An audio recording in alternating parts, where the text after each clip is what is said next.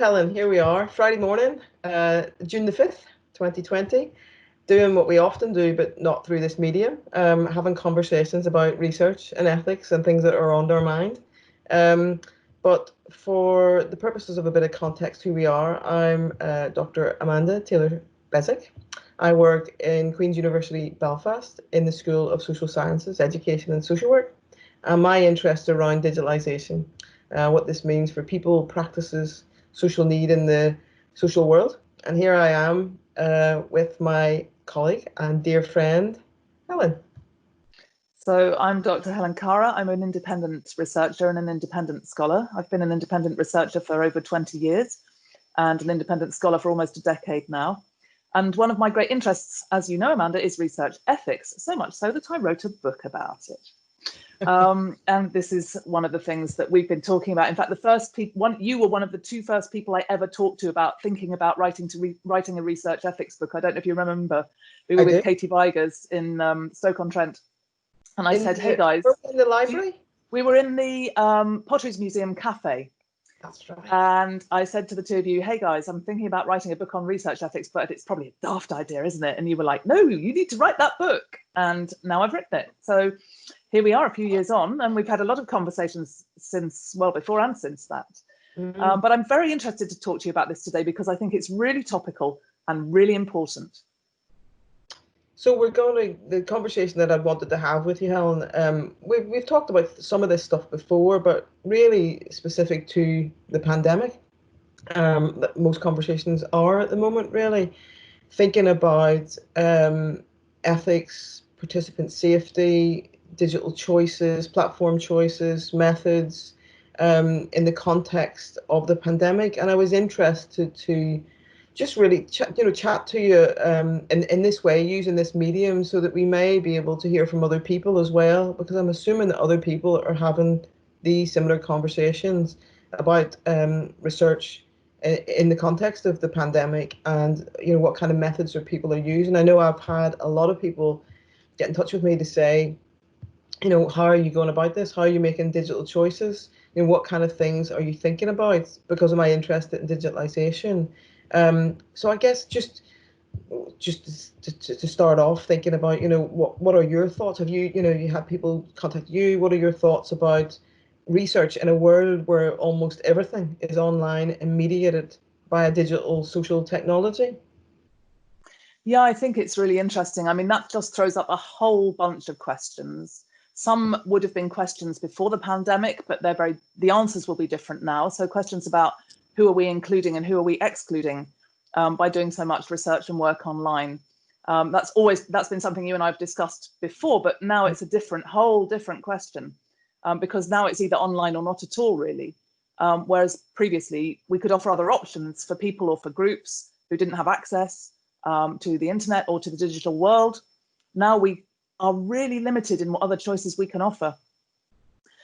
And I think also it seems to me there's two strands of research going on at the minute.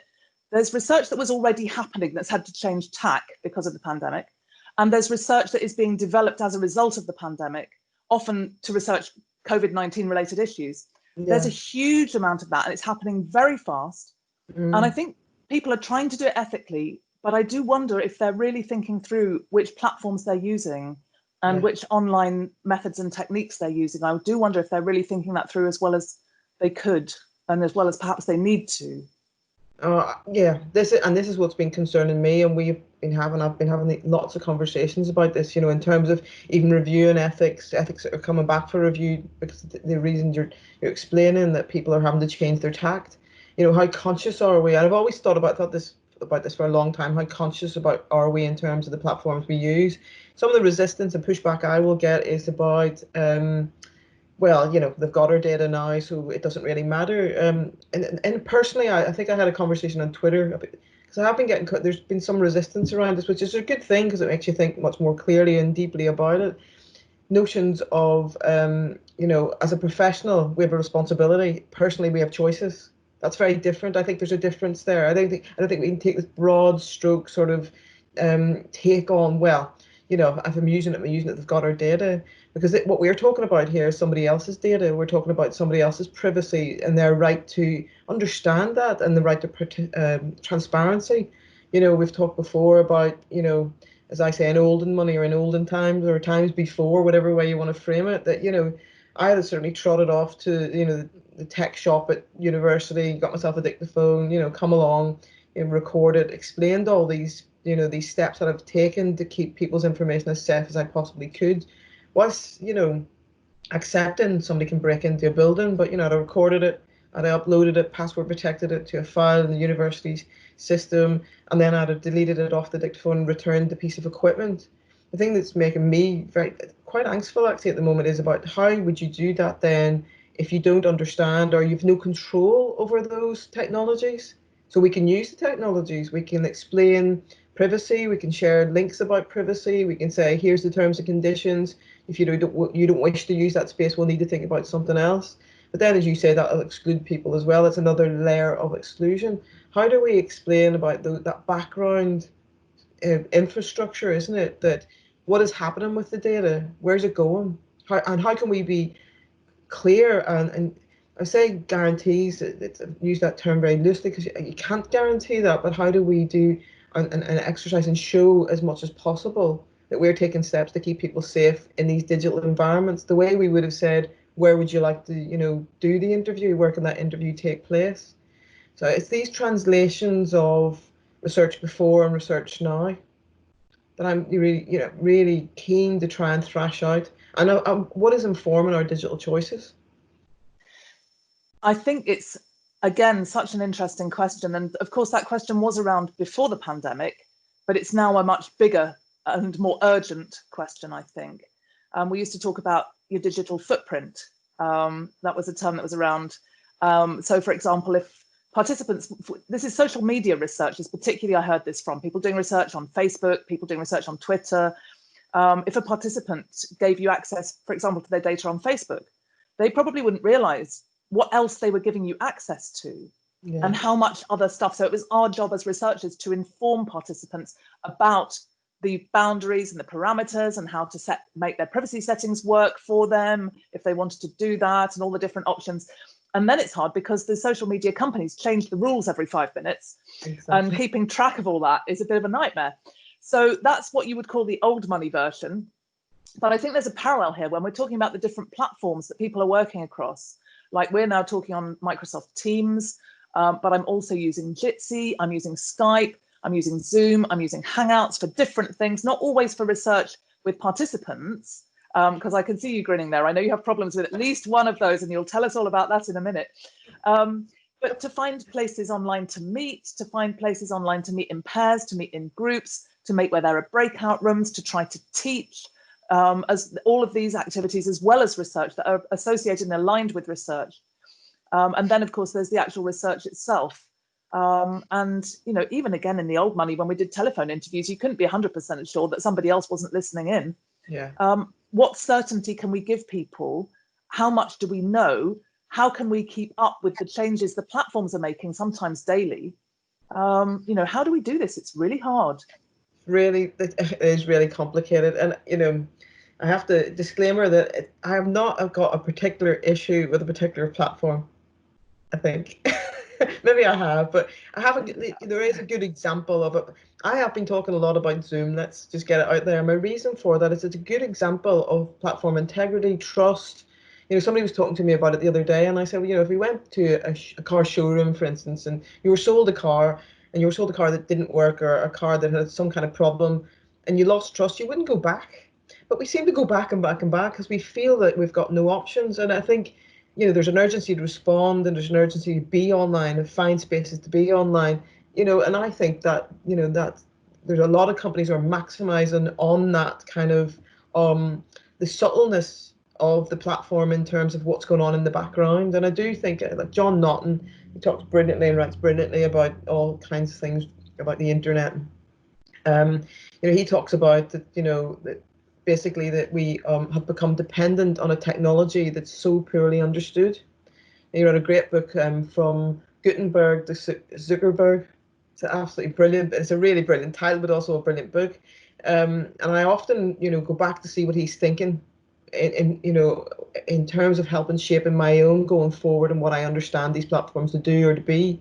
So again, I think responsibility and choice is a very different thing when it comes to professional and personal lives. And I do think we need to have these conversations where we start to unpack what are the possible problems with this. We need to own those problems and start to work through them. I listened to a fantastic podcast about a week or so ago on this very thing about, why are we as universities, say for instance, university researchers, I know your context is different, and that's another whole problem to kind of work through. But they were talking about here, this referring to these private companies for our tools. Why are we not, we're clever people, why are we not building our own tools?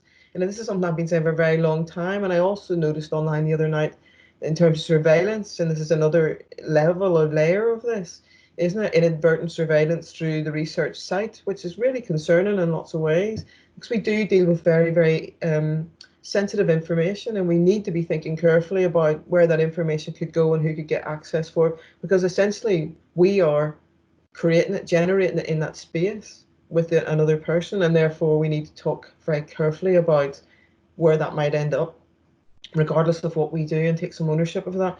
How to work all through all that and get to a place where we've got somewhere we feel as about our safety and ethics. I'm not sure. I'm not 100% sure about that, and that's why I was keen to have the conversation.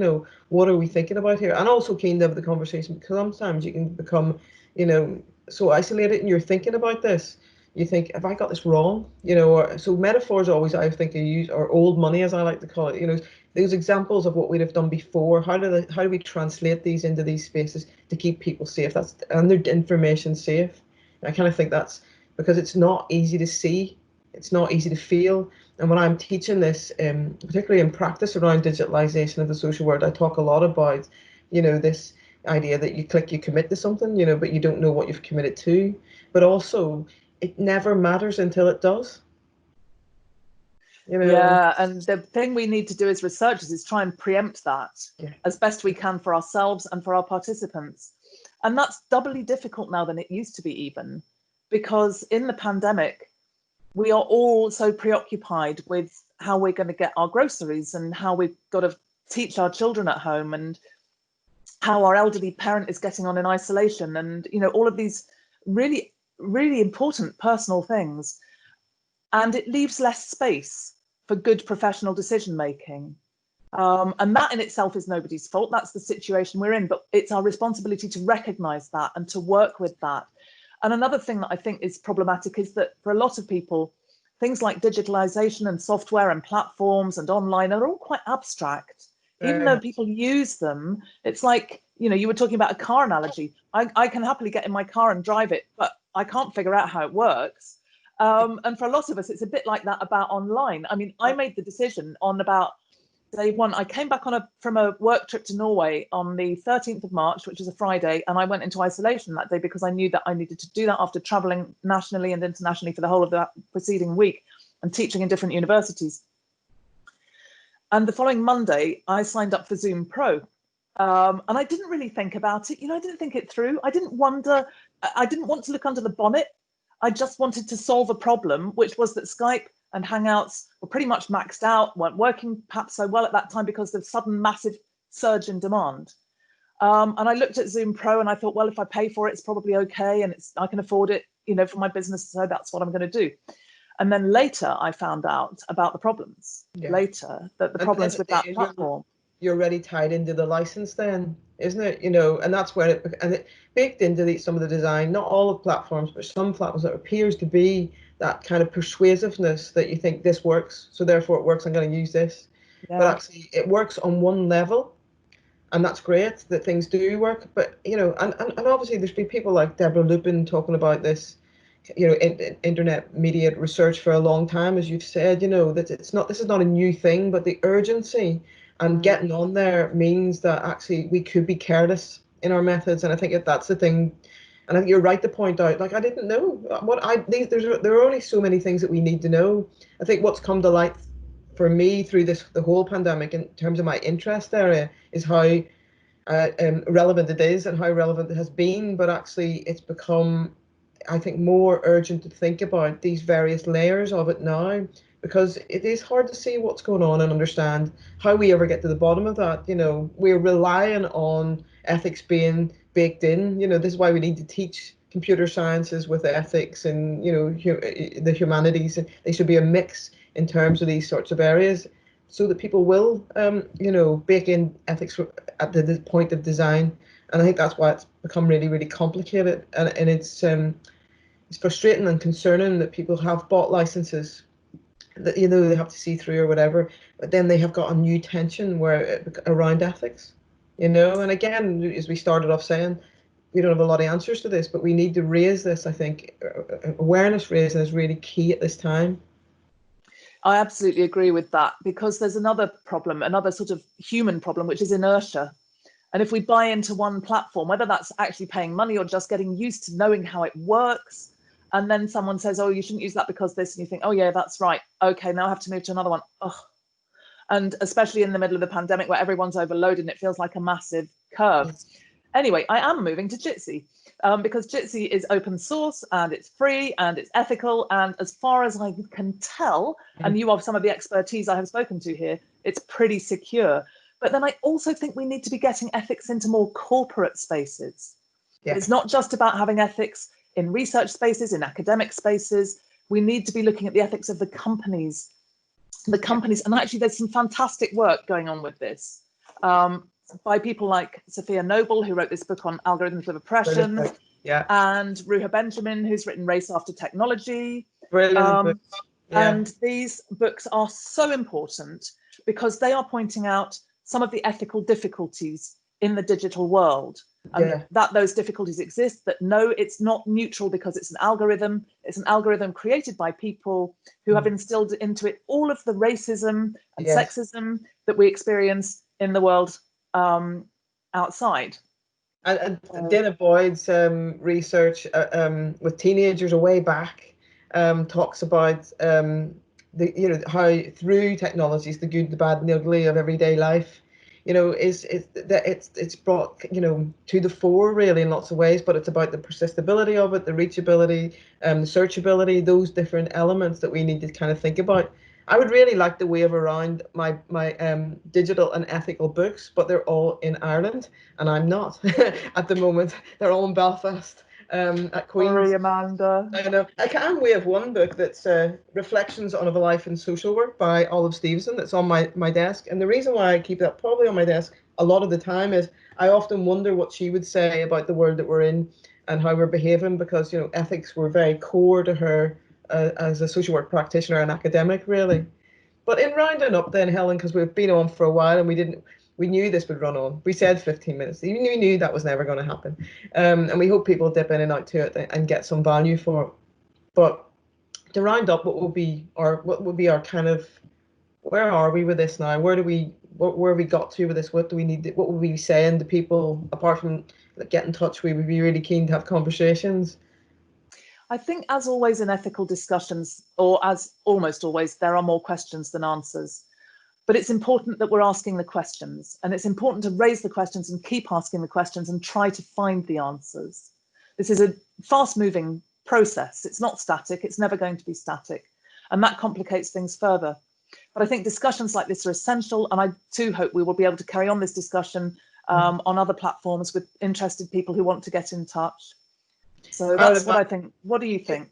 Well, I'm just at the moment. What's coming up for me at the moment is that I'm going back to Stoke. I'm going back to that museum we were in. I'm thinking, oh, I would just give you another idea for another book, and yeah, I might want to put a chapter in that if you wouldn't mind. But oh my God, what I would be saying is, I think that I'm glad to have these. I have the advantage of having conversations with you like this. That that really helps me to think it out. I think it's important that as a broader community, that we get together and we thrash some of this out. And also that we start to challenge and resist. We have to have a role in challenge and resisting as social scientists. I think that's really important for us to do that. How we gather to do that, I'm not quite sure, but certainly I don't want to do it in Zoom. So if it's Zoom, I won't be able to attend. I'm sorry, because I want to make that point. I want to stay true to that kind of position I have, and it's not a thing about Zoom. If Zoom sorted all that out and were able to convince me that had been sorted out, I'll probably go okay then. But I would rather. I'll not get into all the details of that, but I think those are the important things. Let's keep the conversation going. I'm sure I'll be back in touch with you about this. At some point, I'm sure you'll be holding up another book to say, I did it, and maybe that's when we have our next conversation. I don't know. Well, I think if I'm going to write that book, Amanda, you're going to have to write it with me, because I think we need to do this together, because I too benefit hugely from these conversations, because we're coming from different places, but we have the same concerns. And I think that's where the dialogue's really useful. So thank you for inviting me to be part of this. It's been lovely to see you. It really has. What a lovely Friday morning interaction to have. Really, it's been great. But we'll upload this. We'll share it with people. We'll see if people will be interested to talk about it more. So it's been great to see you. So thank you very much. You too. Thanks very much, Amanda. Take care. The waving thing. The waving thing. Can we chat now? Let me do this. Stop recording.